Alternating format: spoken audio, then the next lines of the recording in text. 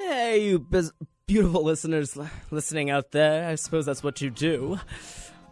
I don't know if you recall, but last week I kind of reported on a weird occurrence going on in the studio and got a little bit more updated information on that. I am, of course, referring to the mysterious miniature castle that has appeared in the studio. I guess it was in the past couple of weeks or something like that. I know Terry's been asking me not to report on this, but I do have new information, and I think it's only responsible for me to attempt to share that with you right now.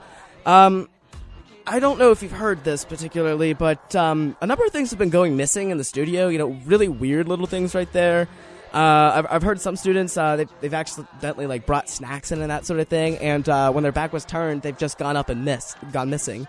And little things like, we have one broadcaster in particular, I won't name any names, but has a pretty extensive thimble collection, and he or she had that in the studio at one point, and after a couple of hours of broadcasting, that sort of bit, realized that there were a number of thimbles missing from their collection, which was very curious as well. And in addition to that, I'm starting to hear voices. And I know Kasabian was singing about that and that sort of thing, but I swear to you that I'm not being paranoid or anything. There's something going on with that, and that castle is definitely creeping me out a little bit, you know what I mean? It's like, I'm not superstitious and that kind of stuff, but I don't know, there's just too many things going on for it to be coincidental. Voices, movements, that sort of thing. I swear, I went out during the break, that sort of thing, to get a drink of water, and I came back and my papers were rearranged. Something's going on here, and I don't want to start pointing fingers or that sort of thing, but I got this really sneaking suspicion that it has something to do with that castle. Terry, you have anything to say on this matter? Or anything at all for that? No, you still don't want to talk, okay. I swear, I don't understand how some people get so pouty, and how someone couldn't have any sort of interest in this mysterious occurrence. And again, I don't know too much more. I checked it out a number of times, but each time I go over there, there's no direct sounds coming from it. There's no way for me to detect anything going on in there. And I guess maybe it's just my nerves. It's just me being a little bit paranoid, I suppose. I mean, that's the only logical situation going about right here. Still, I just don't know how else to explain these sort of bizarre occurrences. It kind of creeps me out a little bit. You know, being here late at night and, you know, getting into the witching hour and that sort of bit, a mind can only wander so far until it has to start pointing fingers at superstitious activity. I don't know. Like I said, I'll keep you updated on this because, again, I think this is a serious thing going on here. I don't know. Terry, do you have anything? No? Keep moving on. Of course. We have a schedule to, you know, keep up for some reason or something like that. You don't even control the schedule. It's more of just me talking about, going about with different things, listening to music. It's supposed to be fun, and you're trying to make this mundane. Come on, man. Lighten up.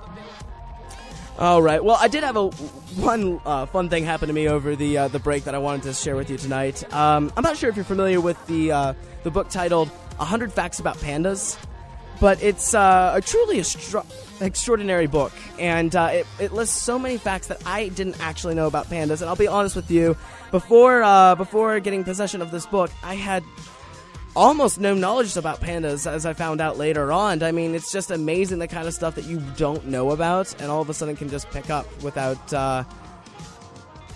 you know, any travels to China that could be costly and that sort of thing. And, you know, honestly, I'd love to, you know, check out the Chinese wilderness, but pandas were never, you know, in my top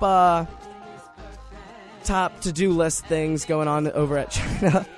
It just doesn't seem like... They look fake, for one. I mean, have you ever seen one in the zoo or something? Like, they just look surreal to the extent of where you're like, is that animatronic? They tried to pull that off in that movie, Fierce Creatures, with John Cleese, Michael Palin, Jamie Lee Curtis, and Kevin Kline. And if you haven't seen that, it was sort of like the film that they did after A Fish Called Wanda. And if you haven't seen that, watch that movie as soon as you're done listening to this. Because we do appreciate your listening right now, and you're a lovely, beautiful, beautiful individual, and I may be in love with you just a little bit.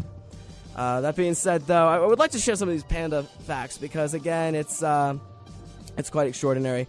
Did you know, for a fact, that a panda smells through its ears and hears through its nose, technically making its nose its ears and its ears its nose? I had no idea.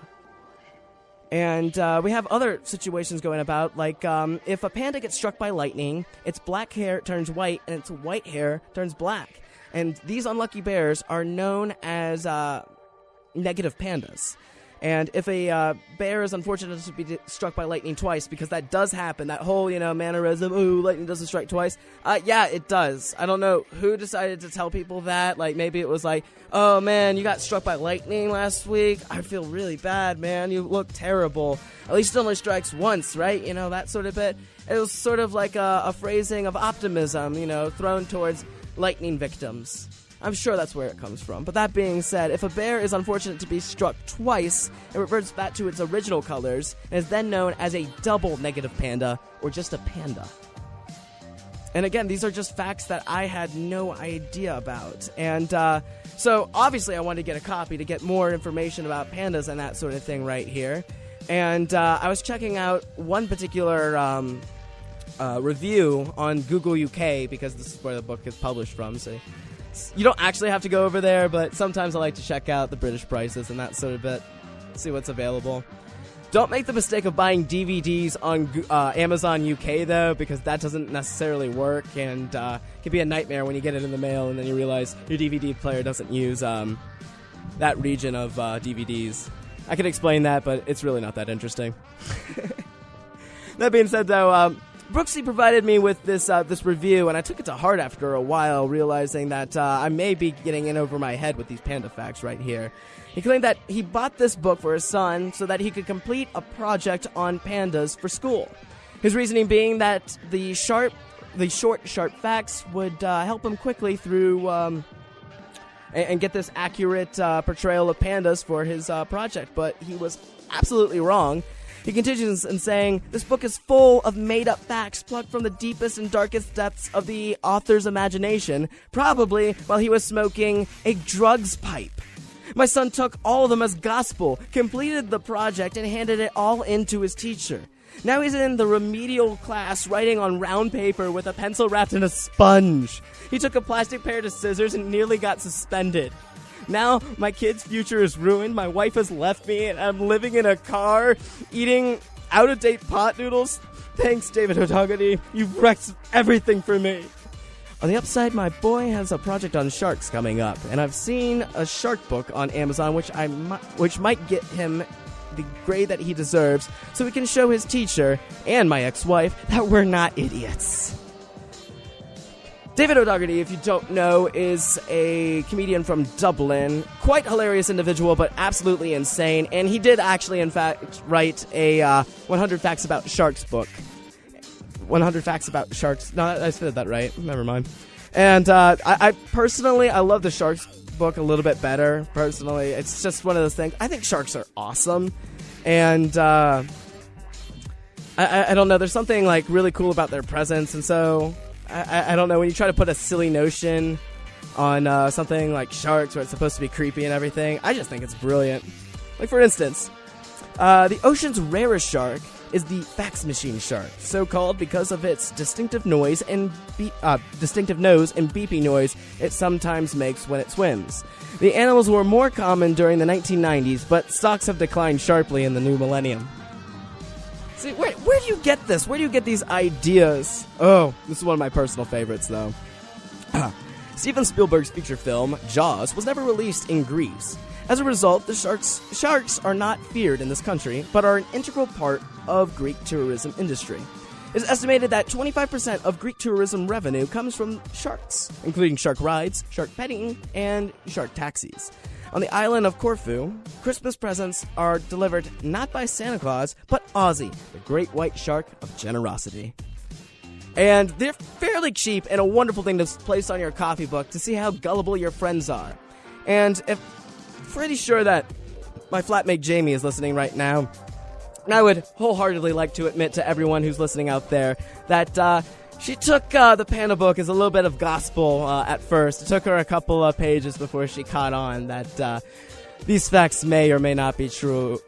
And I guess I'm just providing you with that little bit of information right now in case anyone's out there trying to eat up these facts as gospel, Hate to, burst your bubble there, but I think I have the responsibility to inform you and destroy your hopes and dreams right there. So glad to do that at least. I like to provide that kind of service right there. I don't know. We could have a whole Orson Welles situation on our hands where War of the World starts playing, and for some reason a lot of people think it was real and go into a bit of a panic, and then we have that whole mess on our hands. And remember, this is a student media station going about right here, Bearcast Media. I don't think we need the liability, you know? We're good on trying to keep it PC around here, and with Terry chaperoning me, I'm sure that's what we're gonna do. Yep. Kicking it back over some music. I want to dance. I don't know about you, so I think you're gonna like this next track.